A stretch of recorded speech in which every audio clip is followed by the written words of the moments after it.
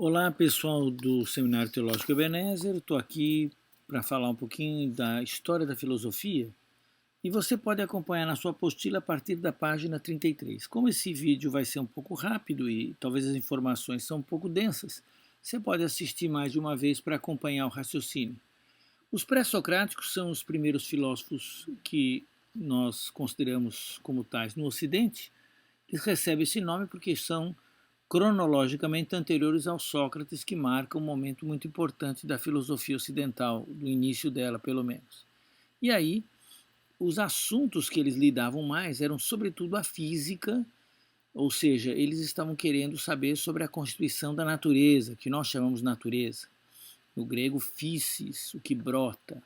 E também a lógica, eles estavam pensando, muitas vezes, em criar um sistema de trabalho, de raciocínio, e a lógica era necessária para a matemática, para as observações científicas deles. A epistemologia e a axiologia são decorrentes desse estudo da lógica e da física, e também algumas vezes eles se aventuraram no campo da ética. Mas eles são mais famosos pela pesquisa da arqué, do princípio, do começo das coisas. Qual é o princípio, a arqué, o princípio de todas as coisas? Então, Tales funda a filosofia ocidental com a sua afirmação que a água é a causa material de todas as coisas. Parece uma afirmação simples, mas é a ideia de buscar uma única coisa como origem do tudo. Então, aí ele é o primeiro filósofo do Ocidente e pai da ciência. Ele também tinha uma série de outras descobertas. Nós conhecemos mais pela geometria, pelo teorema de Tales, né? Mas muitas outras descobertas Tales também foram atribuídas a ele já na antiguidade.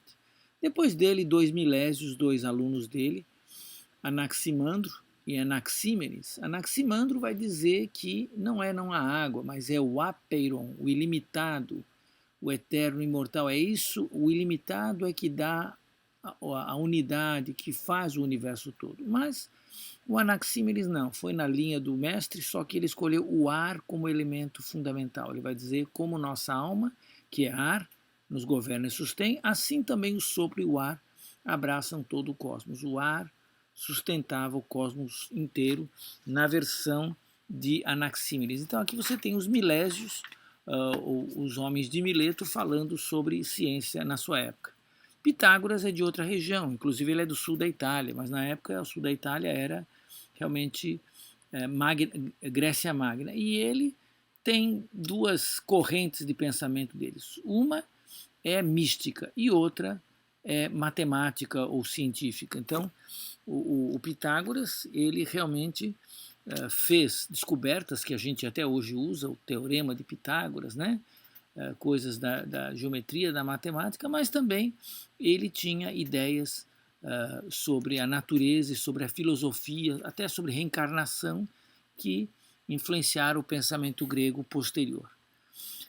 Xenófanes de Colofonte, ele veio na linha dos milésios, só que ele dizia que a Terra, todas as coisas vêm da Terra. E veja, ele faz críticas à religião politeísta, como alguns antes já fizeram. Então você vê que esses caras vão para um pouco fora da física e vão para a ética, para a axiologia, enfim, coisas assim.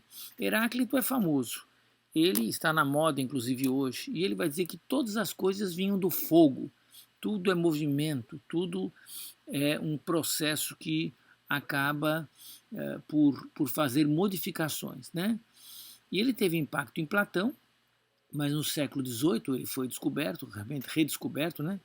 Esses materiais de todos esses homens foi recolhido da toda a literatura antiga que citava estes homens, e mais recentemente Nietzsche, né? Viu em Heráclito um pensador que valorizava o vir a ser ao invés do ser, que vem o ser é a coisa que vem sendo trabalhada pela filosofia desde Parmênides, nós vamos ver, mas o Heráclito falava do vir a ser, daquilo que está em transformação. Alquimião de Crotona só traz uma coisa interessante, e talvez ele era um pitagórico, e são os contrários que são o princípio de todas as coisas. E ele tem ideias da psicologia empírica, ele afirma que o cérebro era o órgão sensório contra o coração, que todo mundo afirmava de um modo mais popular até hoje, né? Parmênides é um grande filósofo antigo e ele diz que somente podíamos pensar o ser, né? O não ser não pode ser pensado. É só o ser que existe, é só o ser que é. E ele, a ideia, o que nós sabemos de Parmênides vem de um poema épico, de um pequeno poema, onde ele encontra uma deusa e recebe essa revelação, e o Parmênides é o pai do materialismo, e toda a ideia que nós temos de ciência e filosofia, até recentemente, repousa sobre Parmênides. Zenão, também um seguidor de Parmênides, defendeu aquelas ideias e ele é o pai da dialética, conforme Aristóteles. Ele usava o método de redução ao absurdo para refutar os seus adversários, né? E a dialética vai ser muito usada por Sócrates e por todos os lógicos posteriormente, né? E Zenão tem uma coisa interessante, ele achava um movimento impossível, ele fazia uns raciocínios que mostrava que uma tartaruga e um atleta correndo nunca chegariam a lugar nenhum. É interessantíssima a falácia, né? Mas um argumento bem interessante o dele. Depois aqui eu tenho vários pré-socráticos menores. Melício de Samos, que era discípulo de Parmênides. Empédocles, ele ensinava que os 4 elementos, fogo, terra, ar e água, estão combinados, coordenados pelas forças do amor e o ódio. Então, o amor e o ódio é quem coordena os elementos para que eles funcionem, o universo não caia no caos. Outro, Filolau de Crotona, ele era pitagórico e defendeu muito as ideias de Pitágoras e, através de Filolau, essas ideias chegaram a Platão. Esse Arquintas de Tarento, também pitagórico, desenvolveu várias coisas da matemática, mecânica e música. Anaxágoras, de Clasômena, ele dizia que em tudo há uma porção de tudo. Então ele dizia que os 4 elementos estavam em tudo.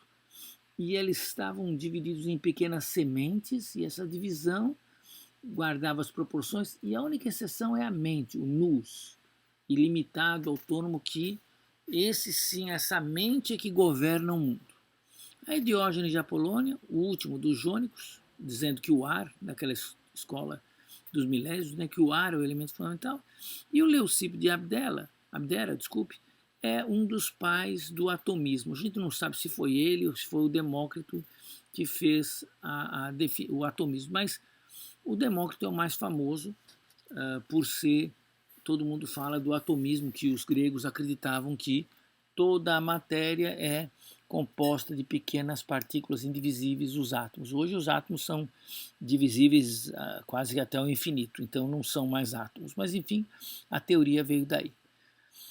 4 grandes escolas e uma intermediária, então a escola jônica, eleia, pitagórica e atomística, e os intermediários. A jônica é aquela do Tales, e eles buscam um elemento. O Tales achava que era a água, o Anaximandro o indeterminado, o Anaxímenes e também o Diógenes o ar, e o Xenófanes a terra. Mas a escola de Eleia seguia o Parmênides. A única realidade é o ser. E eles estão criticando o vir a ser do Heráclito, né?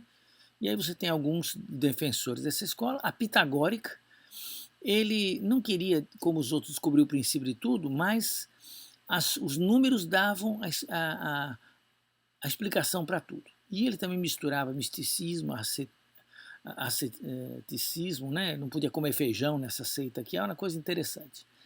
E o Heráclito era o cara que enfatizava o movimento e o devir, né? E o fogo para ele era um elemento fundamental, mas de novo não era como a escola jônica. Para ele a coisa era movimento, né? Agora o Empédocles entra nessa linha falando do amor e do ódio com princípios que orientam a união, e o Anaxágoras aquelas sementes, aquelas homeometrias que tem a nous, que orienta a mente, que orienta tudo. A escola atomística eu não falei muito, mas é conhecida. Eles achavam que tudo era feito por partículas chamadas átomos e vazio, e essa história tem uma certa influência até recentemente no pensamento científico. Então essa é a história da filosofia dos pré-socráticos. Depois vamos continuar a nossa aventura. Um abraço.